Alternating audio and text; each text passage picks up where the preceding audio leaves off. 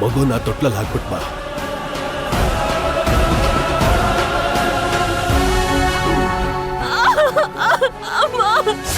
ಹೊಟ್ಟೆ ನೋವ್ತಿದೆ.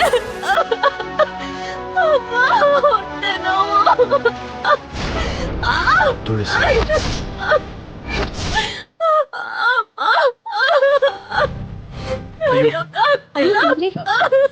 ತುಳಸಿ ಯಾಕೆ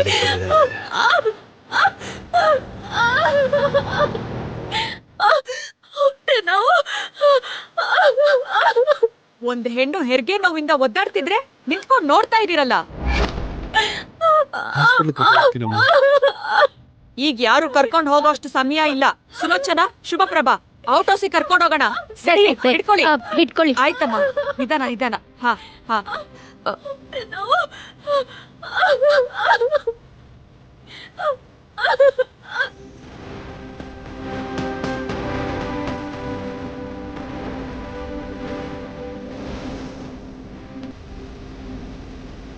ಪರಿಸ್ಥಿತಿ ಕೈ ಮೀರಿದ್ದಕ್ಕೆ ತುಳಸಿ ಇಲ್ಲಿಗೆ ಬಂದಿದ್ದಾಳೆ ಅನ್ಸುತ್ತೆ. ಒಂದ್ ವೇಳೆ ಜಾನಕಿಗೆ ನಿಜ ಗೊತ್ತಾದ್ರೆ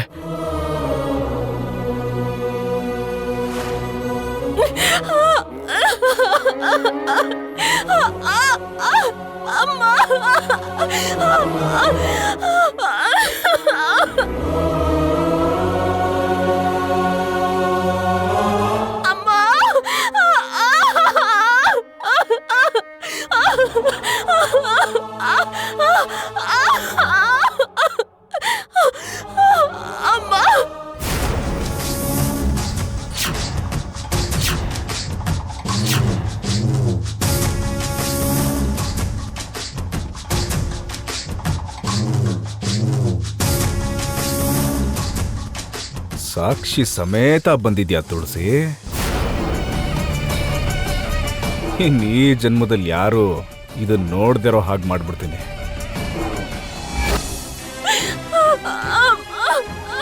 ಎಲ್ಲ ಸರಿ ಹೋಗುತ್ತೆ, ಸ್ವಲ್ಪ ಸಮಾಧಾನ ಮಾಡ್ಕೊಳ್ಳಮ್ಮ.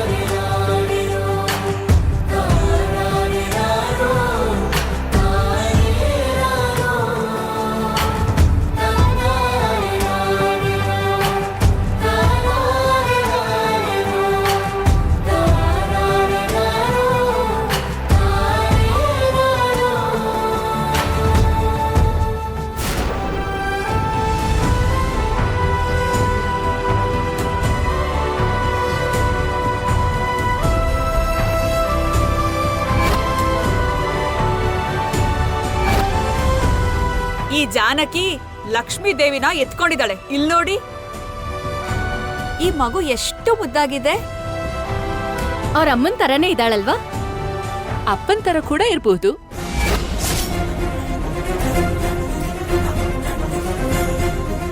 ನಿಮ್ಮವ್ರಿಗೆಲ್ಲ ವಿಷಯ ತಿಳಿಸ್ಬೇಕು. ಅವ್ರ ಬಗ್ಗೆ ಹೇಳಮ್ಮ. ನಾನು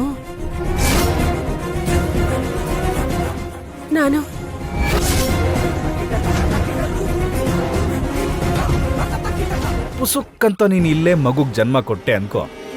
ನನ್ನ ಬಗ್ಗೆ ಹೇಳೋದಕ್ ಮುಂಚೆ ನೀನು ನಿಮ್ಮ ಅಪ್ಪನ ಬಗ್ಗೆ ಹೇಳಬೇಕಾಗತ್ತೆ.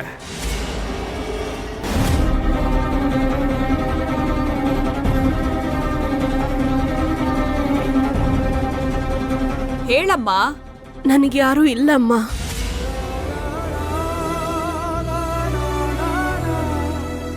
ನಾನು ಒಬ್ಬಂಟಿ.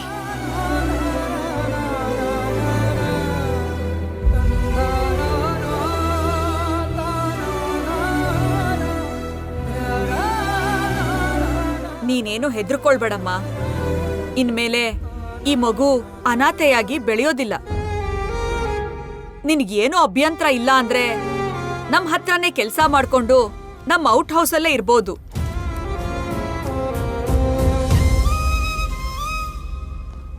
ಸರಿ, ಈಗ ಮಗುಗ್ ಹಾಲ್ ಕುಡ್ಸಮ್ಮ. ತಗೋ.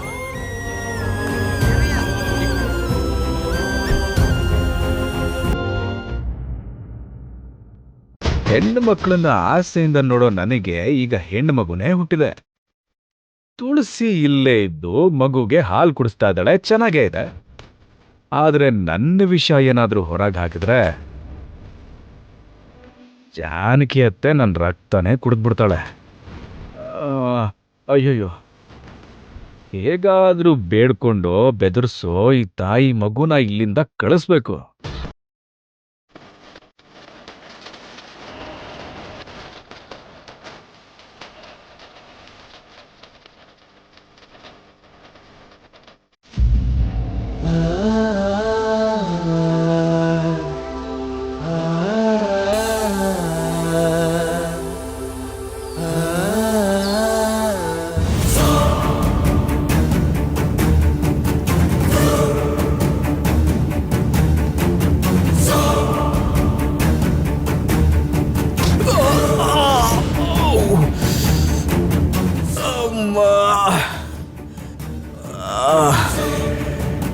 ಈ ಊರು ದಾಟಿ ಹೋದ್ರೆ ಸಾಕು ಅನ್ಕೊಂಡಿದ್ದೆ.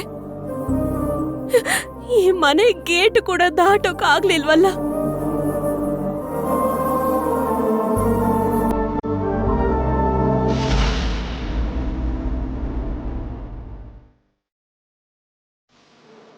ಅಪ್ಪ,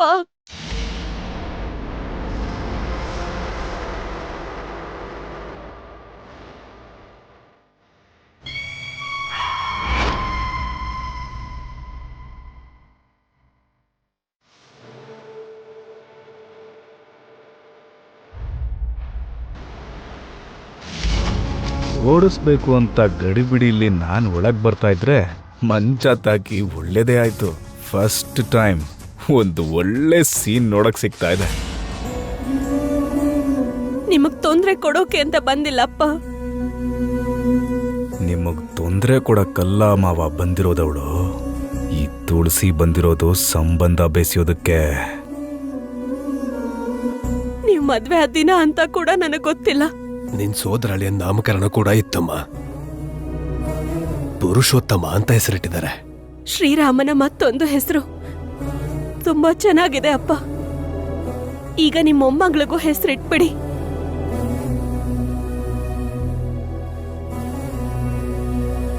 ಮೊಮ್ಮಗ ರಾಮ ಆದ್ರೆ ಮೊಮ್ಮಗಳು ಸೀತೆ.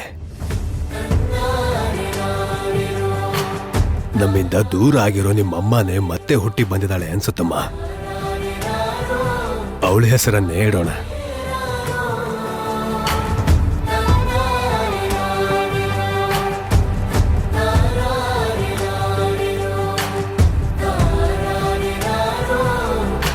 ಮೈಥಿಲಿ.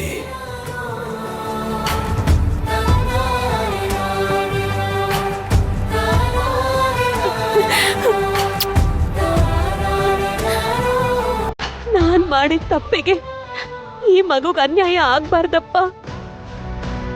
ಈ ಮಗುನ ಹೆತ್ತು ನಿಮ್ ಕೈ ಕೊಟ್ಟು ದೂರ ಹೊರಟೋಗ್ಬೇಕು ಅನ್ಕೊಂಡಿದ್ದೆ. ಜಾನಕಿ ದೊಡ್ಡಮ್ಮನ ಕೈಯಲ್ಲಿ ಹೆರಿಗೆ ಆಗೋ ತರ ಆಯ್ತು. ಅತ್ತೆ ಅತ್ತೆ ಮತ್ತೆ ಏನಾಯ್ತು? ಅತ್ತೆ, ನಿಮ್ ಸಂಸಾರ ಸುಟ್ಟೋಗ್ತಾ ಇದೆ. ನಮ್ಮ ಮಾವನ್ಗೆ ಇನ್ನೊಂದು ಹೆಣ್ಣಿನ ಜೊತೆ ಅಕ್ರಮ ಸಂಬಂಧ ಇದೆ.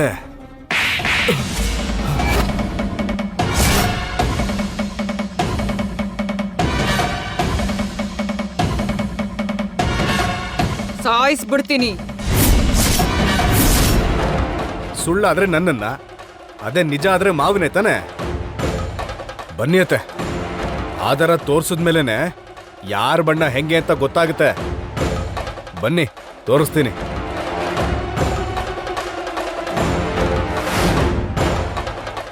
ನನ್ ಜೀವನದ ಹಾಗೆ ನನ್ ಮಗು ಜೀವನ ಆಗ್ಬಾರ್ದು ಅಪ್ಪ. ನೀನು ಹೆರಿಗೆ ನೋವನ್ನ ಸಹಿಸಿದ್ಯಾ, ಆದ್ರೆ ಈ ಮಗುವಿನ ಜವಾಬ್ದಾರಿ ತಗೊಳ್ಳೋದಕ್ಕೆ ತಂದೆ ಇರ್ಬೇಕು ತುಳಸಿ. ನಿನಗ್ ಮೋಸ ಮಾಡಿದ್ ಯಾರು ಅಂತ ಈಗ್ಲಾದ್ರೂ ಹೇಳಮ್ಮ. ಯಜಮಾನ್ರೆ ಅದು ಒಂದ್ ನಿಮಿಷ ಶೇಖರ. ಅದು ಏನು ಮಾತಾಡ್ಲಿ ಬಿಡು ಶೇಖರ್.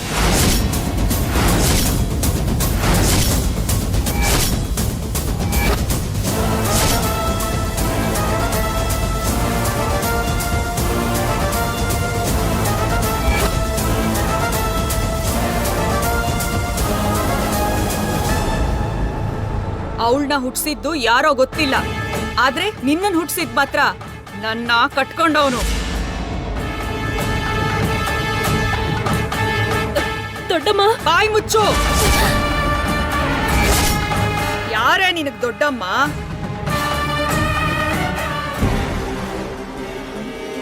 ಸರ ಭಾರವಾಗಿದೆಯೋ ನೋಡ್ಕೊಳ್ಳಿ. ಮೈಥಿಲಿ ಪಾಪ ಕತ್ತಲ್ಲಿ.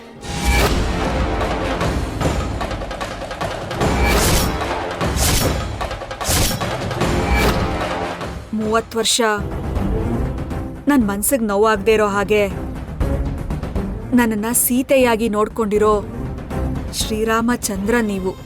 ಈ ಹಾರ ಅಂತೂ ನಿಮ್ ಕುತ್ಕೇಲೇ ಇರ್ಬೇಕು. ಮೈಥಿಲಿ, ಜಾನಕಿ, ನಾವು ಮದ್ವೆ ಆದ ಹೊಸ್ತ್ರಲ್ಲಿ ಎಸ್ಟೇಟ್ಗೆ ಹೋಗ್ತಿದ್ದಾಗ ಅಕ್ಕ ಅಕ್ಕ ಅಂತ ನನ್ ಸುತ್ತನೇ ಇದ್ದು ನಾನು ಉಟ್ಕೊಂಡಿರೋ ಸೀರೆನ ಅವಳು ಕೇಳಿದ್ರೆ ಏನೋ ಇಷ್ಟಪಟ್ಲು ಅಂತ ಕೊಟ್ಬಿಟ್ಟೆ. ಆದ್ರೆ ನನ್ ಗಂಡನ್ನೇ ಬಲೆಗ್ ಬೀಳಿಸ್ಕೊಂಡು ಇವಳನ್ನ ಹೆತ್ತಿದಾಳೆ ಅಂತ ನನಗ್ ಗೊತ್ತಿರ್ಲಿಲ್ಲ. ಅದು ಅಲ್ದೆ ಅವಳ ಹೆಸರನ್ನ ಈ ಮಗುಗಿಟ್ಟಿದ್ದೀರಾ. ಅಮ್ಮನಿಗ್ ತಕ್ಕ ಮಗಳು, ಆ ಮಗಳಿಗೆ ತಕ್ಕ ಹಾಗೆ ಇನ್ನೊಬ್ಬ ಮಗಳು. ಇವಳು ಯಾರ್ ಮನೆ ಸುಡ್ತಾಳೋ. ಇನ್ನೊಂದು ಕ್ಷಣ ನೀನ್ ಏನಾದ್ರೂ ಇಲ್ಲಿದ್ರೆ, ಇವ್ರು ನೋಡಿದ್ರು, ಇವ್ರ ಗಾಳಿ ತಾಕಿದ್ರು, ಆ ಪಾಪ ನನಗೆ ನನ್ನ ಕುಟುಂಬಕ್ಕೆ ಜನ್ಮ ಜನ್ಮಕ್ಕೂ ಅಂಟ್ಕೊಳುತ್ತೆ. ಛೇ, ನಡೀರಿ.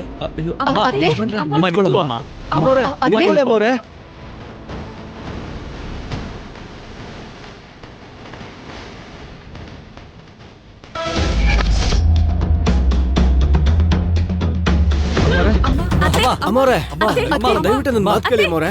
ಅಮ್ಮೋರೆ, ಒಂದ್ ನಿಮಿಷ, ಅವತ್ತೇನಾಯ್ತು ಬಾಯ್ ಅಂದ್ರೆ ಮುಚ್ಚು.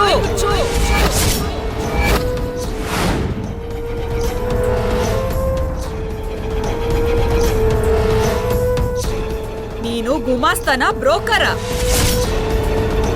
ಎಸ್ಟೇಟ್ ನ ನೋಡ್ಕೋ ಅಂದ್ರೆ ಅಕ್ರಮ ಛೀ. ಅತ್ತೆ,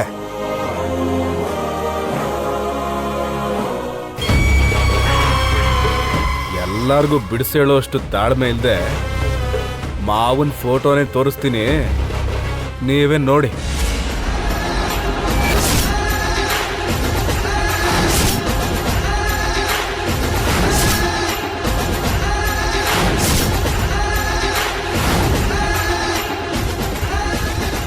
ಮನೆ ಕೆಲ್ಸದ ಮಲ್ಲಯ್ಯ ರಾಜಿ ಕೈ ಹಿಡ್ಕೊಂಡಿದ್ದಕ್ಕೆ ಕೆಲಸದಿಂದ ತೆಗೆದಾಕಿರೋ ಅತ್ತೆಯವರು ಮಾವಯ್ಯನವರು ಎಸ್ಟೇಟ್ ಟೀ ತೋಟದಲ್ಲಿ ತುಳಸಿ ಗಿಡ ನೆಟ್ಟಿದ್ದಾರೆ ಅಂದ್ರೆ ಮನೆಯಿಂದ ಹೊರಟೋಗ್ಬೇಕು.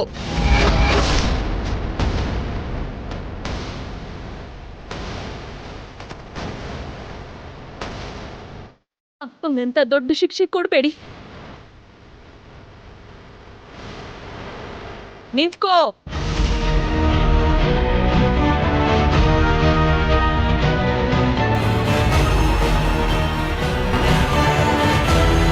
ಒಂದು ಕಪ್ಪು ಚುಕ್ಕೇನೂ ಇಲ್ದೇ ಇರೋ ರಾಮಚಂದ್ರ ಅಂತ 25 ವರ್ಷಗಳಿಂದ ಊರಿಗೆಲ್ಲ ಹೇಳ್ಕೊಂಡ್ ಬಂದಿರೋ ನಾನ್ ಬದುಕ್ಬೇಕು ಅಂದ್ರೆ,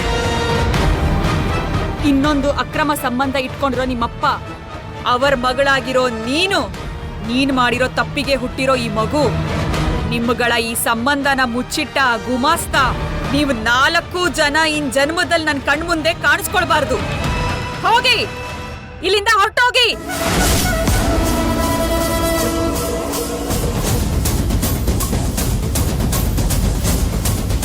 ಹೊರಟೋಗಿ.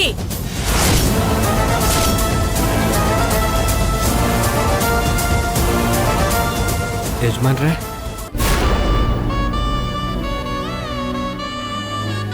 ಈ ತಾತನ್ನ ಕ್ಷಮಿಸ್ತೀಯ ಕಂದ? ಅಮ್ಮ ತುಳಸಿ, ಆಗ ಗಂಡನಾಗಿ ನಿಮ್ಮ ತಾಯಿಗೆ, ಈಗ ತಂದೆಯಾಗಿ ನಿಂಗೂ ನ್ಯಾಯ ಕೊಡ್ಸೋದಕ್ಕೆ ಆಗದೆ ಇರೋ ಅಷ್ಟು ಅಸಹಾಯಕನಮ್ಮ ನಾನು. ಆಕಾಶ್, ಆ ಹುಡುಗಿಗೆ ಹೋಗೋದಕ್ಕೆ ಹೇಳು. ಈ ದರಿದ್ರದವನ್ ಬಗ್ಗೆ ಹೇಳಿದ್ರೆ ಶುಭ ಪ್ರಭನ್ ಜೀವನಕ್ಕೆ ಅನ್ಯಾಯ ಮಾಡ್ದಾಗತ್ತೆ. ಹಾಗ ಆಗ್ಬಾರ್ದು.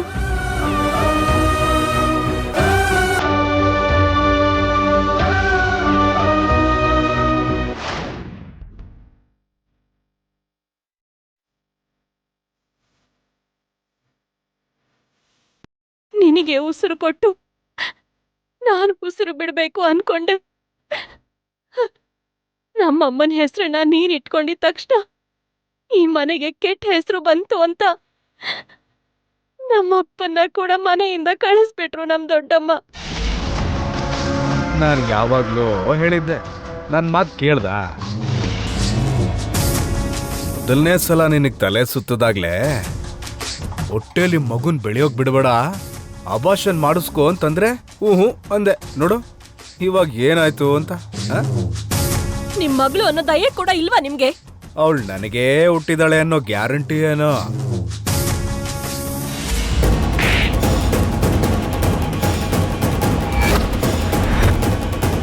ಬಾಮೈದ, ಚಪ್ಪಲಿ ಕಿತ್ತೋಗಾಗ ಹೊಡಿತೀನಿ, ಏನ್ ಅನ್ಕೊಂಡಿದ್ಯಾ? ಅದು ನಾನು ಹೇಳದ್ ಕೇಳು ಬಾಮೈದ. ಬಾಯ್ ಮುಚ್ಚು. ನಿನ್ ವೇಷಗಳು ಗಮನಿಸ್ತಾನೆ ಇದ್ದೀನಿ. ಶುಭಪ್ರಭಾ ಅಮಾಯಕಿ. ಬೆಳಗ್ಗೆ ಈ ತಂಗಿನ ಮನೆಯೊಳಗ್ ಬರಕ್ ಬಿಡದೆ ಕಳಿಸ್ಬಿಟ್ಟಾಗ್ಲೇ ನಿನ್ ಮೇಲೆ ಅನುಮಾನ ಬಂತು. ಬೇಡ ಬಿಡು ಅಣ್ಣ, ಅವ್ರ ಪಾಪ ಅವ್ರನ್ನೇ ಕಾಡುತ್ತೆ. ಇವ್ರನ್ನ ನಂಬೇಡಮ್ಮ. ನಾನ್ ನಿನ್ನ ನಿಮ್ಮೂರಿಗೆ ಬಿಟ್ಟು ಬರ್ತೀನಿ. ವಾಪಸ್ ಬಂದ್ಮೇಲೆ ನಮ್ಮ ಅಮ್ಮನ ಹತ್ರ ಇವನ್ ವಿಷಯನೆಲ್ಲ ಹೇಳಾದ್ರೂ ಸರಿ, ಮತ್ತೆ ನಿನ್ ಜೊತೆ ಸಂಸಾರ ಮಾಡೋ ಹಾಗೆ ಮಾಡ್ತೀನಿ. ಬಾ ಅಮ್ಮ.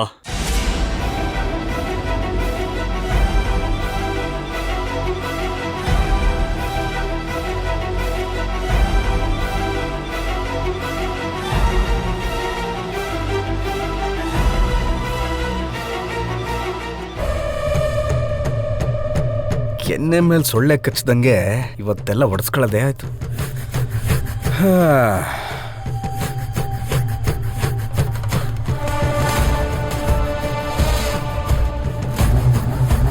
ಏ ವೆಂಕಟೇಶ, ನನ್ನ ಬಾಮೈದ ಆಕಾಶ ಇದಾನಲ್ಲ, ಅವನ ಜೊತೆ ಒಬ್ಳು ತುಳಸಿ ಅಂತ ಲೇಟೆಸ್ಟ್ ಆಗಿ ಅವನಿಗೊಂದು ತಂಗಿ, ಅವಳಿಗೊಂದು ಮಗು ಬೇರೆ ಇದೆ. ಕೆಲಸ ಮುಗಿಸ್ಬಿಟ್ಟು 25,000 ತಗೊಂಡೋಗು. ನಾನೀಗ ಫೋನ್ ಇಡ್ತೀನಿ, ಆದ್ರೆ ಅವ್ರು ಇರಬಾರ್ದು.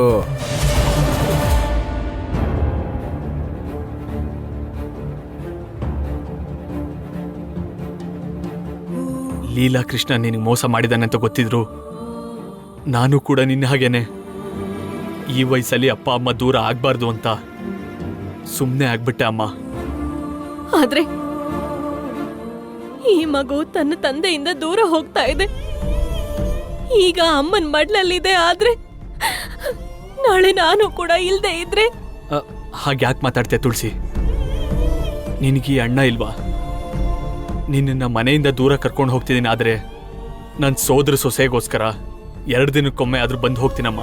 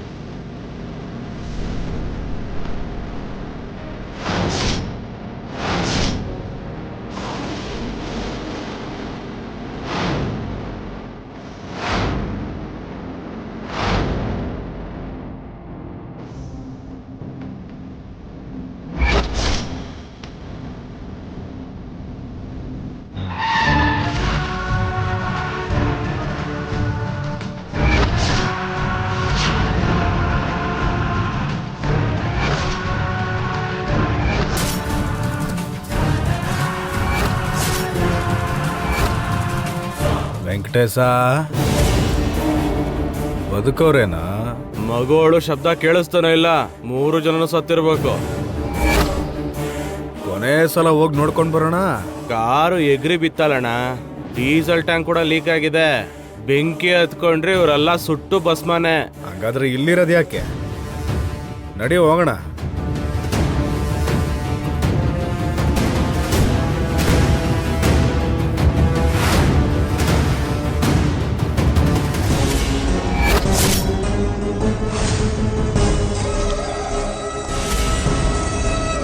ಅಮ್ಮ ತುಳಸಿ, ತುಳಸಿ, ತುಳಸಿ, ಆಕಾಶ್, ಅಮ್ಮ ತುಳಸಿ, ಅಮ್ಮ ತುಳಸಿ, ತುಳಸಿ, ಎದ್ದೇಳಮ್ಮ. ತುಳಸಿ, ತುಳಸಿ, ಏನೂ ಆಗಲ್ಲಮ್ಮ.